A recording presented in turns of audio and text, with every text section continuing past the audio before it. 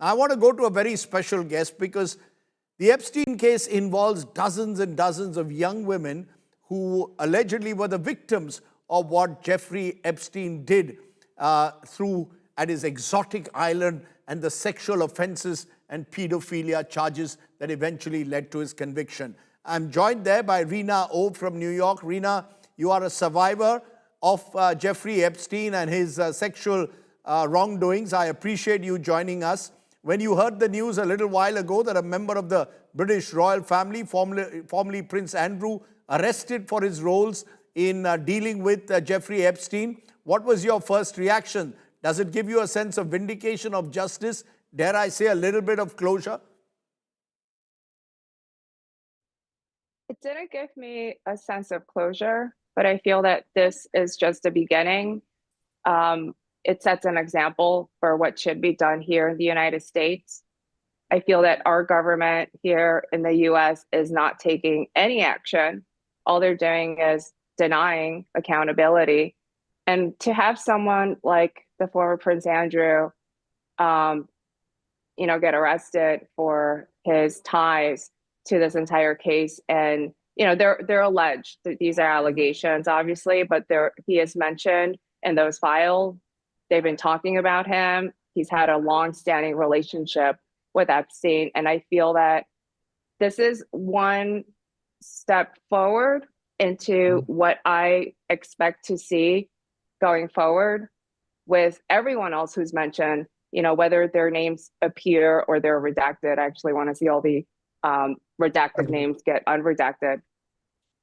The names that have come out, Rina, is of some of the most wealthy and powerful people in the world, Rina, who have been named in the Epstein files. And there's been a sense that many of these people, because of the power they wield or their wealth, they've gotten away too easily. You use the word accountability. Do you believe that's critical, that however powerful or wealthy you are, you will have to be held accountable if you were part of Epstein's network of sexual offenses? That's the message that's coming out today. Oh, absolutely. Anyone who's named in those files needs to be questioned under oath as if they haven't provided testimony. And I feel that there's a big separation of class. There's a class system here, and the privileged, they get away with almost anything and everything. They have the means to afford the best legal teams, and they're able to use every loophole that exists in US law or international law. And they're able to get away with it. They get minimum sentencing or slap on the wrist, or altogether charges are dropped. There has been no accountability so far. I do see there are a lot of European nations who are taking action, and they're taking action immediately. I want to see that here. So you want to see action in the United States against those who allegedly were involved with Jeffrey Epstein. But all these names, Rina, who seemingly had this very special relationship with Epstein, many of them visited his so-called exotic island where these alleged sexual crimes took place. All of them, in a sense, are enablers of what Epstein was doing. And if I may ask you, did they, from what you saw as a witness, did they include politicians, royals, businessmen? Were they all deeply involved in this operation? Is that true? Or were they just bystanders? I personally didn't meet any of those people. I have heard some of their names while I was around him. I've met one of the billionaires that are mentioned in these files, and he's mentioned a lot, actually. There are a lot of photographs of him. Are they enablers? If they saw something, if they witness it, they are definitely an enabler.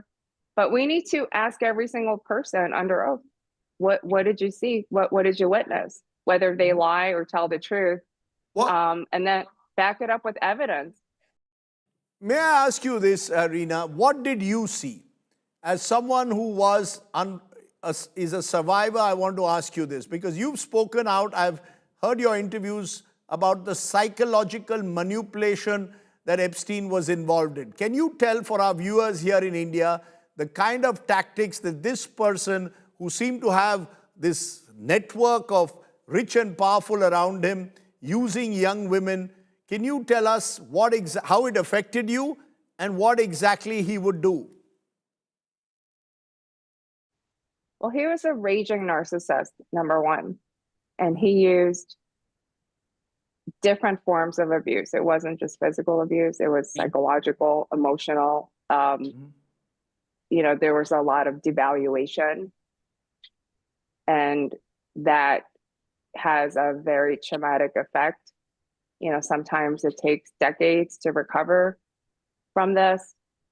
A lot of the other survivors, they share this experience.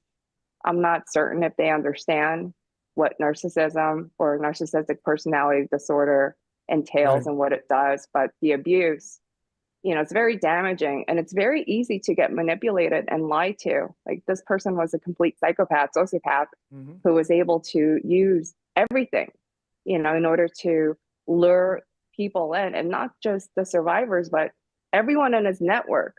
They have fallen, I don't want to call them victims, they've been entrapped in this ring that he created, and whether they committed any crimes or not, that's it just happened. It's part of the nature of someone dealing with someone who's a narcissist.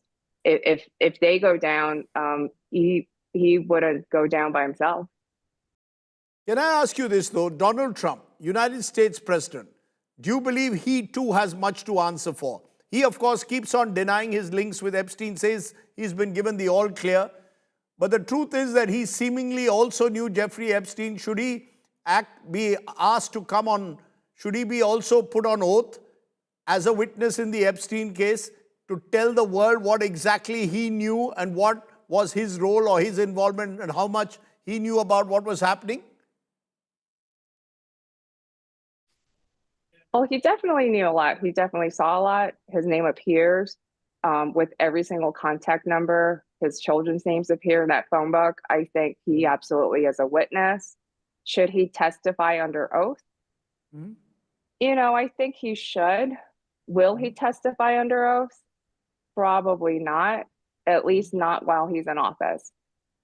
Perhaps maybe once this term is over, they may be able to subpoena him.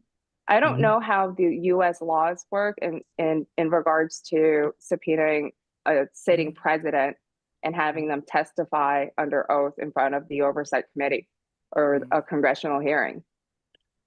Rina, when I asked you at the outset how Andrew and others were involved, they've of course denied the allegations, but more and more details are coming out about how the former royal may even have shared data with Epstein, confidential data.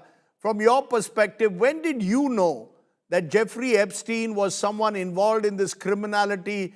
How long did it take you to wake up to the reality of what Jeffrey Epstein was all about? I would say probably during the trip that I was in Florida, when he disclosed certain things and I saw, the way he lived and being trapped in that house with no means, no transportation, no money, and then being threatened with physical harm. It kept me silent for decades. You mentioned that you were trapped. Are you telling me that you were kept inside the house, threatened there in Florida, virtually under lock and key? Is that what he would do with women?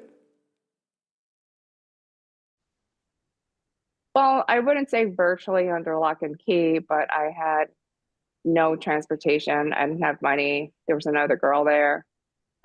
Others were able to freely go in and out of the estate. I didn't really know where I was. It was my first time in that part of the country. So, and then he disclosed some of the things that he did overseas and then threatened me with physical harm if I ever told anyone. But some of the people who've been named, Rina, in the Epstein files continue to carry on with their public functions as if nothing happened almost as if they did nothing wrong. These rich and famous travel the world. Some of them continue to remain in office. Do you believe, therefore, that the arrest of Andrew must send out the message to each and every one of them that this is not a normal case, this is a violation of human rights, of human dignity, and each and every one of them must be brought to justice for true closure for survivors like you? Absolutely. Anyone who's named, who's associated, needs to be investigated or at least given the chance to speak. There are 10 co-conspirators. There needs to be a full transparency into what they did. And in terms of closure, I don't think I'll get closure until we find out what remains of this operation, because I believe it still exists. I believe they're still doing it. I believe he's not the only one who was involved. I mean, obviously there are 10 other people. You know, are they still doing it? I suspect they are. But that's another allegation, and I don't want to say, you know, absolutely they're doing it. We need to find out. We need to investigate them.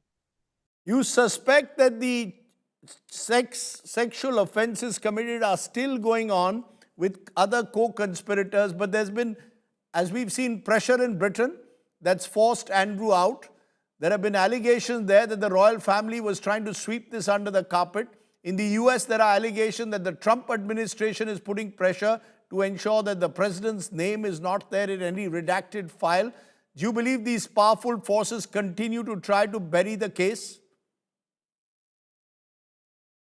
Well, there are over 2 million files they're not releasing right now, and I want to know what's in it. So we don't have the answers to that until we see the remainder of the 2 million, which now, you know, the Attorney General is claiming she'll never release them after promising to release all the information.